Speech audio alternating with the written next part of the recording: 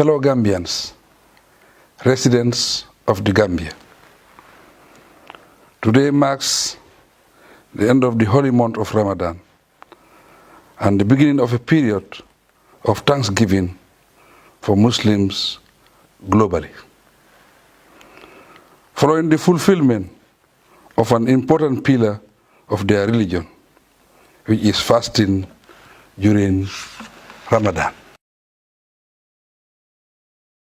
As we are in the mood to celebrate the feast of Eid-ul Fitr, I thank and praise Allah, the Almighty, for granting us the gift of life and once again for the delight of witnessing this splendid occasion. Indeed, fasting is a significant exercise of faith that inculcates discipline in us and reminds us of how it feels to be deprived of food, water, and other essentials of life. It also teaches the values of generosity, humility, sharing with the less privileged, and strengthening bonds of family, friendship, and good neighborliness. Unfortunately,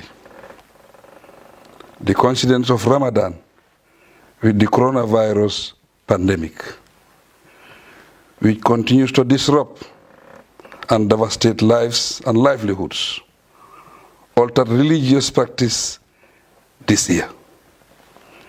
It is regrettable that millions of people have contracted the virus and hundreds of thousands of lives have been lost already.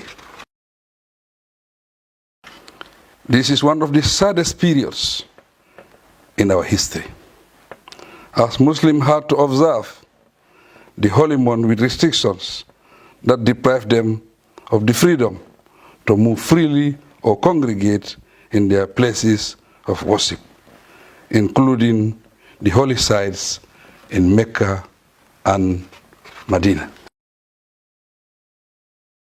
In this light, I register and re-echo special appreciation and recognition to our religious scholars and leaders for adhering to the regulations of the state of emergency and the measures adopted to protect all of us from the pandemic.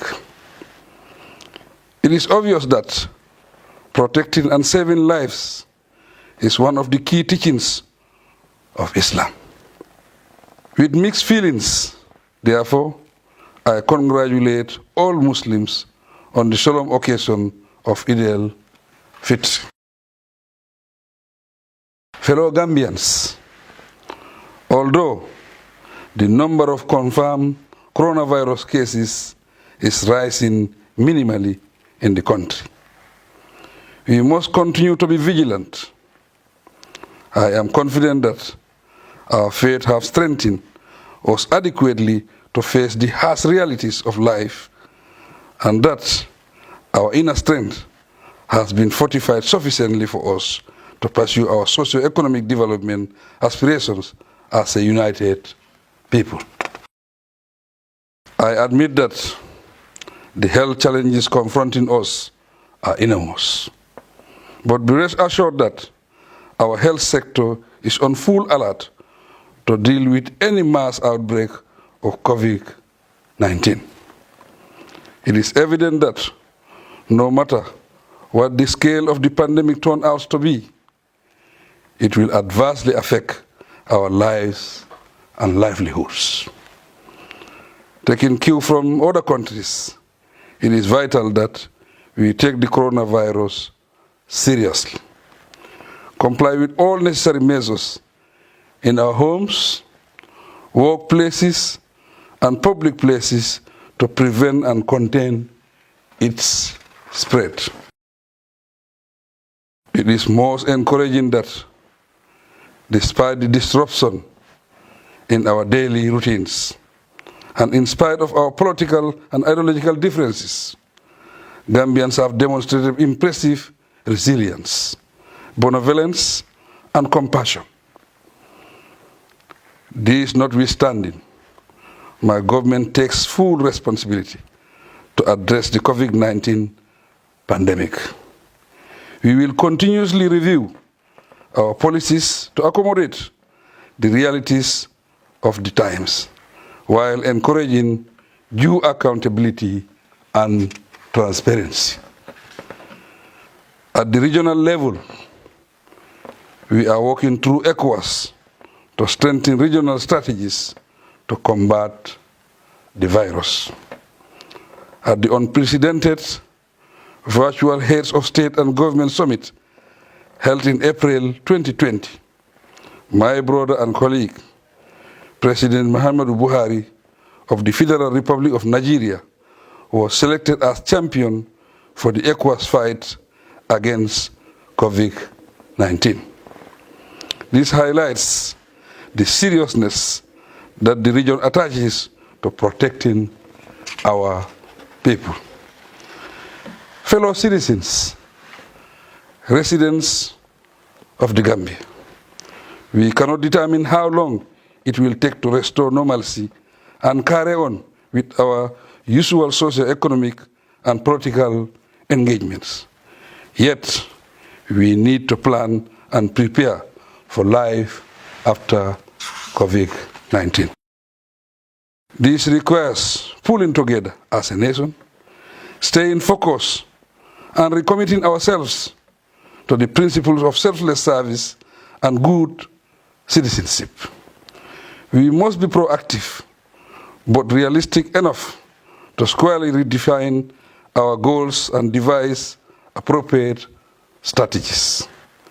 Each country has now learned the lesson that in situations of global pandemics or calamities, attention must be focused on continual policy review, flexibility, and fiscal discipline.